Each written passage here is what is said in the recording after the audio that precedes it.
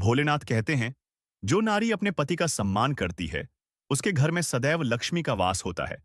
किंतु जो स्त्री अपने पति को अपमानित करती है, उसका जीवन दुख, दरिद्रता और क्लेश से भर जाता है। ऐसी नारी का अंत अत्यंत कष्टदायी होता है। आइए, वीडियो को शुरू करते हैं। लेकिन वीडियो शुरू करने से पहले आपको बता दें कि कहानी को बीच में स्किप मत करना, क्योंकि भोलेनाथ बुरा मान जाएंगे। अगर भोलेनाथ बुरा मान गए तो आप ही सोचो आपके साथ क्या हो सकता है। ऐसी बहुत सी अच्छी बातें जानने के लिए चैनल को सब्सक्राइब करें और बेल आइकन को दबा दें, ताकि सबसे पहले वीडियो का नोटिफिकेशन आपको मिल सके। भोलेनाथ आपकी हर मनोकामना पूरी करेगा। हर हर महादेव, घर घर महादेव।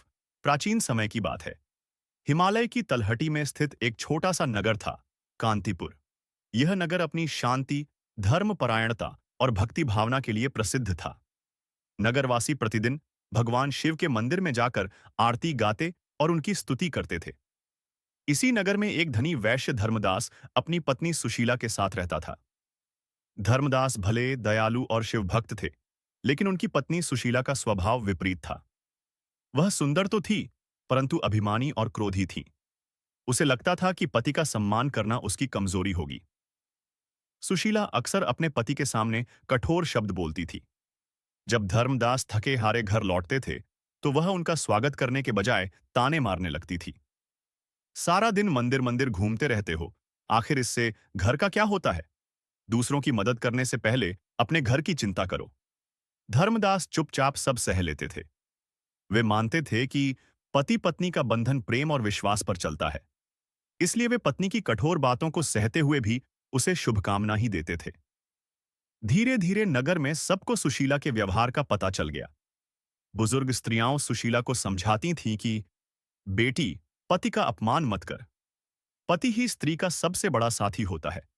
उसका सम्मान करने से ही गृहस्थी में सुख और लक्ष्मी का वास होता है। परंतु सुशीला उन सब की बातों को हंसी में उड़ा देती थी। उसे लगता था कि यह सब पुरानी मान्यताएं हैं। एक बार श्रावण मास में कांतिपुर के मंदिर में भव्य रुद्राभिषेक हुआ। पूरे नगर ने मिलकर भगवान शिव की पूजा की।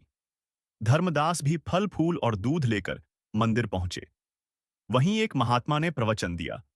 भोलेनाथ कहते हैं, जो नारी अपने पति का सम्मान करती है, उसके घर में सदैव लक्ष्मी का वास होता है। किंतु जो स्त्री अपने पति को अपमानित करती है, उसका जीवन दुख, दरिद्रता और क्लेश से भर जाता है।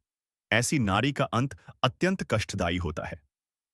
यह सुनकर धर्मदास ने सोचा कि काश उनकी पत्नी भी यह प्रवचन सुन लेती तो अच्छा होता। एक दिन रात्रि में जब धर्मदास ध्यान कर रहे थे, तब उनके सामने भगवान भोलेनाथ प्रकट हुए।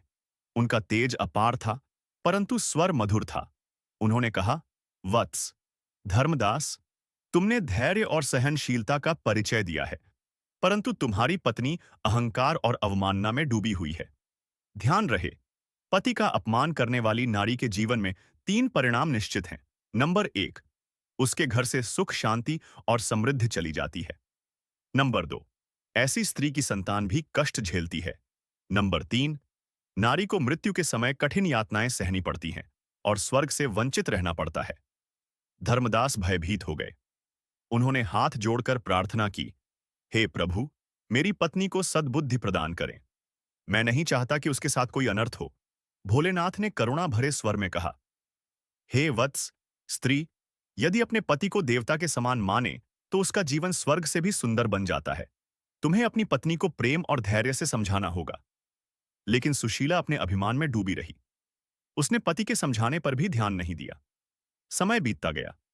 धीरे धीरे धर्मदास का व्यापार घटने लगा। घर में कलह बढ़ गई। संतान भी बीमार पड़ने लगी।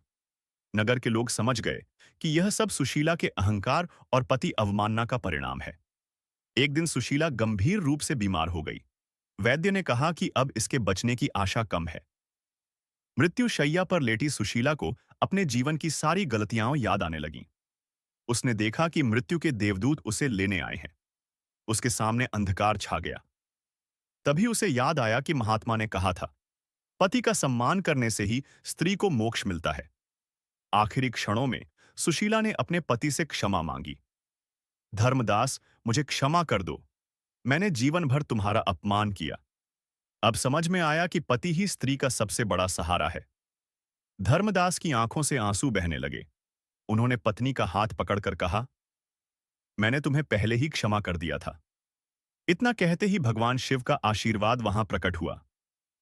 सुशीला की आत्मा को मुक्ति मिली। इस कथा से यही शिक्षा मिलती है कि पति पत्नी का संबंध विश्वास और सम्मान पर आधारित होता है।